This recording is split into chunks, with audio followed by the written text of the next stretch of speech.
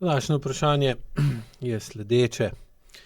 Pred približno 10 leti so mi zdravniki diagnosticirali artrozo kolka in predvideli, da bo verjetno potrebna zamenjava kolka. Kljub temu je glavica stegnenice še lepo ohranjena, bolečin v desni sprednji stegenski mišici in kolenu pa že dolgo nimam več. Ker se tega področja telesa zavedam, veliko vaj namenjam tudi obema kolkoma. Pri tem pa se mi odpira vprašanje glede izbire vaj. Ali je primerno, da vaje izbiram po intuiciji, glede na občutek, kaj bi mi tisti dan najbolj ustrezalo? Ali je bolje, da vajo izberem glede na stanje telesa po jutranjem skeniranju in po vnaprej pripravljenem tedenskem načrtu, da je vadba bolj raznolika in da ne padem prehitro v rutino? Ob tem me zanima tudi, koliko lahko intuiciji sploh zaupamo. Razumem, da ji lahko bolj zaupamo takrat, ko se bolje čutimo, ko smo bolj umirjeni in lažje sami s sabo. Kadar pa je telo še precej zakrčeno in je zavest precej odtujena od telesa, je lahko tudi intuicija popačena ali celo lažna. Kako naj torej vaje v praksi ločim med pravo intuicijo, ki prihaja iz boljšega stika s telesom, in med izbiro, ki je v resnici samo posledica starega vzorca, navade, izogibanja ali odtujenosti od telesa? Vprašanje se dotakne zelo pomembne razlike med občutkom, navado, strahom, željo po popravljanju, umom, egom in intuicijo, ki pa izvira iz stika med vašo zavestjo in med telesom. Sploh intuicija je taka zelo čudna reč, zaradi tega, ker jo v bistvu ne moreš prijeti niti za glavo, niti za rep. Je pa seveda tudi izjemno pomembna za normalno funkcijo. Seveda je pa ni zadosti samo intuicija, zato je tudi pristop in stališče AEQ-ja takšno, da je čustvena zrelost tisto stanje, ko razum lahko kvalitetno povežemo z intuicijo in uporabimo oba pogleda, tako notranje telesnega, ki je pod močnim vplivom okolja telesa, pravi, ko tem rečemo desna možganska polovica, in razumom, ki je pa bolj v tem kontekstu v levi možganski polovici in je lahko v obsegu, kakšno imamo senzorno-motorno amnezijo pa senzorno-motorno zastrtost, lahko precej ločen od resničnosti v okolju, kar seveda potem tudi pripelje lahko do precejšnjih težav. In zato je dvig čustvene zrelosti tisti ključen del uporabe AEQ-ja, ko lahko uporabljate oba pristopa, tako intuitivnega kot razumskega, ker se med sabo dopolnjujeta in omogočata, da intuicija vam da zelo dovolj dober občutek, kakšno je sedanje stanje v okolju, in če dovolj dolgo to stanje lahko spremljate in imate v svoji notranjosti te zaznamke, kako je bilo tudi v preteklosti, lahko na osnovi teh intuitivnih vhodov določite, kako je bilo in kako je zdaj, in na osnovi tega lahko z visoko zanesljivostjo predvidite, kako bo. Če pa zraven dodate še razum, ki ga intuicija ne straši, ker pri veliko ljudeh je problem ravno to, da pretirano razvijajo razum, zaradi tega, da se na tak način lahko izognejo ali pa vsaj zelo omejijo uporabo intuicije in poskušajo delovati razumno ali razumsko, intelektualno ali inteligentno, brez da dejansko v to spustijo telo. In to predvsem zaradi tega, ker imajo v telesu nepredelane, nerazrešene stvari, močne travme, močne strahove, poškodbe in podobne stvari, ki so jih v preteklosti, ko so bili manjši in upravičeno in tudi objektivno gledano nemočni, upravičene objektivno zelo strašile in spravljale v stisko. Zato so seveda takrat razvili SMA pa SMZ, da so ločili zavest od telesa, potem pa v tej ločitvi našli neko začasno umirjenost ali pa iluzijo umirjenosti ali pa sposobnost, da preusmerijo pozornost stran od telesa in tega, kar se dogaja v njem, ker niso imeli nobenega zadostnega vpliva na to, kar se dogaja v telesu, sočasno pa seveda niso imeli tudi nobenega zadostnega in učinkovitega vpliva na to, kar se dogaja v okolici telesa, in posledično seveda, ker niso mogli vplivati na okolje, tudi niso mogli vplivati na telo. In je potem edina možnost, da pač odmaknete zavest stran, kar vam da, kot že rečeno, začasno neko rešitev, potem pa iz te začasne rešitve razvijemo kronično rešitev, ki pa seveda potem postane odvisnost, in v takem primeru se zelo rado gre v bildanje razumsko, intelektualnega, inteligentnega pristopa, ki pa seveda potem poskuša z pretirano uporabo tega, oziroma v bistvu bi mogel reči leve možganske polovice, zmanjšati verjetnost, da se oseba zave, da pa na desni možganski polovici, se pravi na intuitivno-telesnem delu, pa je pomanjkanje zaradi določenih razlogov, ki so se že pozabili ali pa popačili ali potlačili, še zmeraj so pa tukaj. In v takem primeru seveda potem intuicija postane nekaj nezaželenega, motečega, nekaj, kar nas straši, od česa bežimo v drugo sfero, v višjo sfero, stran od telesa, stran od tav, stran od preteklosti, ali pa telo pa preteklost obravnavamo in razumemo predvsem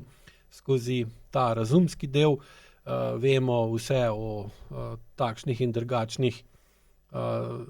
dejstvih, po katerih telo deluje, čustev pa v resnici ne čutimo iz globine, iz telesne globine, ampak bolj iz telesne površine ali pa površine zavesti. In namen AEQ-vaj je pa ravno to, da skozi njih v bistvu začnete povečevati sposobnost, da dobite na vprašanje, kako sem in kaj delam, vedno bolj realen odgovor,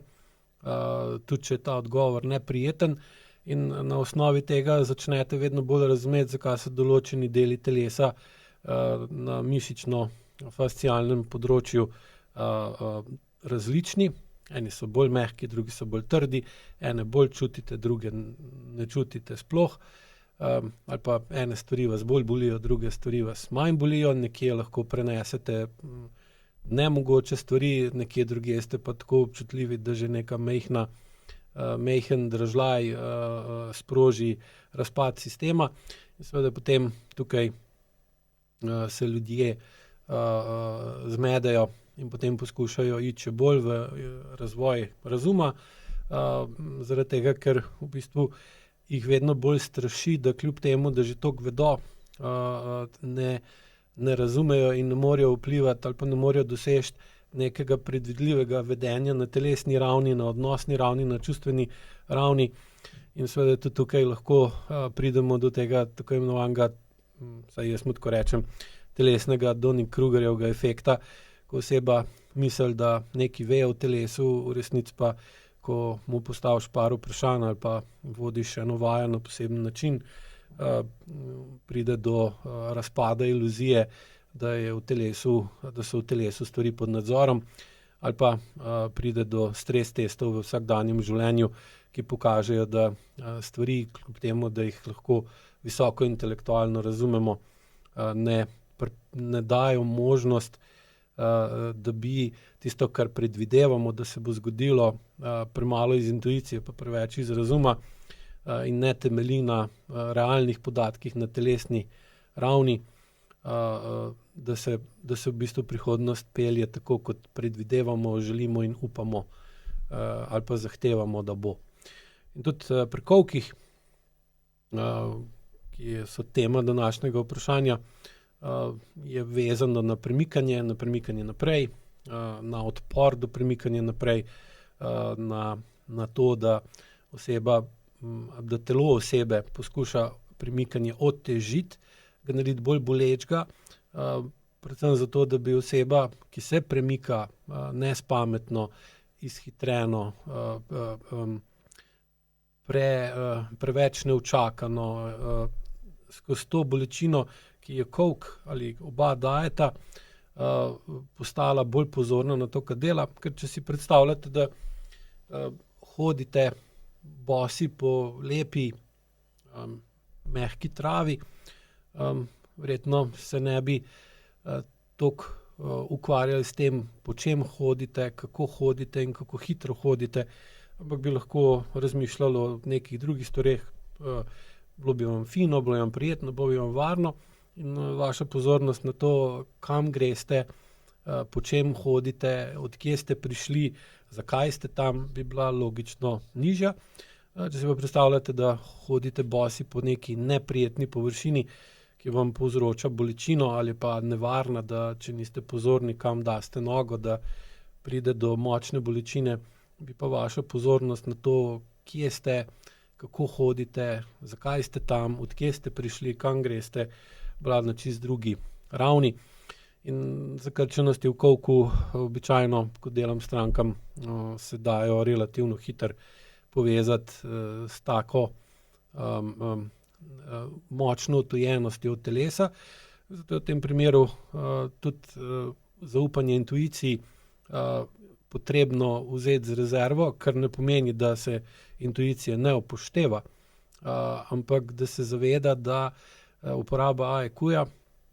in primerna uporaba vaj zahteva veliko ponovitev, veliko malih sprememb in temu primerno časa, da se povrne zaupanje med telesom pa med zavestjo, in na osnovi tega seveda se potem izboljša tudi občutek za intuicijo. Potrebno je poudariti, da glede na to, da je diagnoza bila postavljena, je treba to diagnozo tudi razumeti in upoštevati kot dejstvo. In to, da je recimo glavica stegnenice še lepo ohranjena in da bolečin v mišicah v desni nogi že dolgo ni, je zelo dober, koristen podatek, ki vam omogoča, da usmerite svoje opazovanje na druge dele telesa in na svoje vedenje, ker vam pove, da se je način uporabe telesa, ki ste ga spremenili zaradi AEQ vaj pa AEQ načina razmišljanja, ki ga ste počasi osvojili, očitno dovolj spremenil, da imate lahko drugačno telo, ker ste spremenili odnos do telesa in do življenja. In logično, če spremenite odnos do sebe pa do življenja, se spremeni vaše okolje, ker se spremeni vaše okolje, se spremeni vpliv okolja na telo in se logično, če to dovolj dolgo traja, spremeni tudi telo, tudi na takem nivoju. Seveda pa ne pove pa to vse o stanju sklepa, zato je potrebno tudi narediti primerne kontrolne preglede glede tega, da vidite, kakšnem stanju, kakšen je trend. In sploh pri artrozi je pomembno, da AEQ vaje uporabljate kot učenje boljšega ali pa boljše uporabe samega sebe, boljšega doziranja, koliko delate, koliko ste obremenjeni, koliko ste aktivni, kako je razmerje med počitkom in med dejavnostjo, ter izboljševanje občutka in skladno z boljšim občutkom, se pravi nižjo senzorno amnezijo ali pa zastrtostjo, se vam začne tudi spreminjati motoričen del vpliva na vaše telo, kar pomeni, da spreminjate razmerje med tem, kako uporabljate kolk, medenico, križ, stopalo, trebuh, kako dihate in na splošno, kje ste, od kje ste prišli in kam greste. Ker kolk logično nikoli ne dela sam in ni bil slučajno v toliko let v tako močnem zaščitnem tonusu, da je pripeljal do artroze, in seveda posledično ta napetost v enem delu telesa potem kot domino efekt vpliva tudi na druge dele telesa, kar pomeni, da so se tem povišanim tonusom v desnem stegnu pa na področju desnega kolka morali prilagoditi tudi vaš križ, vaš medenica, trebuh, stopalo, koleno, pa tudi verjetno še kaj druga, ampak samo, da te označim, ne. In je dobro, da ne posvečate pozornost samo kolku, ampak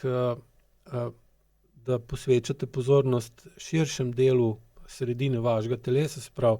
obem stegnom, medenici, trebušni votlini, prsnemu košu, ker to vse spada pod območje, ki vpliva na to, kako je kolk, in seveda to, kako je kolk, vpliva na vse ostalo. In nikakor ne priporočam, da se osredotočite samo na kolk kot neko glavno težavo ali pa glavni strah, do kdaj bo še bolje ali pa da se ne bo kaj spremenilo, in če boste vsak dan izbirali vaje samo zaradi kolka, s tem v bistvu boste postavili nov zavesten nadzor nad kolkom, tako kot je bil prej, kar vas bo pa spet ujelo v mrežo nespontanosti, ukalupljenosti, avtomatizacije, kar pa seveda vodi spet v povišanje mišičnega tonusa, izgubo sposobnosti multifunkcionalnih ritmov v gibanju, ki seveda jih in taka seveda poveča nadzor nad kolkom, ne glede na to, koliko je to prav ali pa se vam zdi nujno, vodi v nove kronične mišične napetosti, ker če hočete povečati nadzor, je potrebno povečati napetost. Eno brez drugega ne gre. In takrat sicer vaša zavest lahko zelo veliko opazuje, pa se ukvarja z njim, telo pa še vedno čuti, da je kolk nekaj, kar je treba stalno popravljati, kar pa seveda potem vodi v stres, v kronično napetost in možno, da običajno se potem ta težava kljub nadpovprečni pozornosti preseli v drug čas ali pa na drugo lokacijo, in potem se recimo iz kolka problem lahko prestavi v levo ramo ali pa lev komolec, mogoče v desno stopalo, na videz nepovezano, ampak ko pa malo bolj na široko pogledate, kaj se je dogajalo v preteklosti, pa vidite, da ni nič slučajno, tako kot velikokrat povem. Tako da, glede na vprašanje bi rekel tako, da najbolj pomemben IQ red je, da kolk ne izgubi preveč pomena, ampak da ga date iz prioritetne liste na nekako povprečen del in da vaje zbirate bolj iz širše slike telesa, ker en dan vam bo recimo vaja pokazala povezavo med medenico pa kolkom, drug dan boste lahko opazili povezavo med kolkom pa stopalom, tretji dan med trebuhom pa medenico pa kolkom pa stopalom, lahko tudi seveda z dihanjem, četrti dan boste povezali to recimo s križem in vedno večkrat, sploh če boste preklopili način razmišljanja, se bo pa vam začelo intuitivno dozdevati, da kolk ne potrebuje več toliko neposredne pozornosti, ker mu lahko bolj zaupate, v resnici pa s tem tudi bolj zaupate sebi, in da lahko usmerite več pozornosti na določen del telesa, ki ga takrat začnete čutiti kot del telesa, ki mu daje slabšo oporo, ali pa če delate tudi na višji čustveni zrelosti, da lahko potem začutite, da je to, kar imate na kolku, pretiran nadzor nad kolkom, v bistvu namenjen temu, da preveč dvomite vase ali pa v določene odnose, v katerih ste, ki so pa seveda spet povezani s tem, kakšen imate vi dvom vase, in bolj, ko boste zmanjševali ta dvom vase skozi nižanje SMA pa SMZ pa višanje čustvene zrelosti, manj bo napetosti tako okrog kolka kot drugje po telesu, in potem se oseba začne vedno lažje premikati, vedno bolj ve, kje točno sem, kje sem bil in kam sploh grem, ter še dodatek malo kasneje, s kom grem tam, kamor grem in kaj si želim, da bi me tam čakalo ali pričakalo, oziroma kaj bi rad ustvaril. V takem primeru se potem noge in kolki sprostijo in začnejo vedno bolj podmazano delovati. Hvala lepa.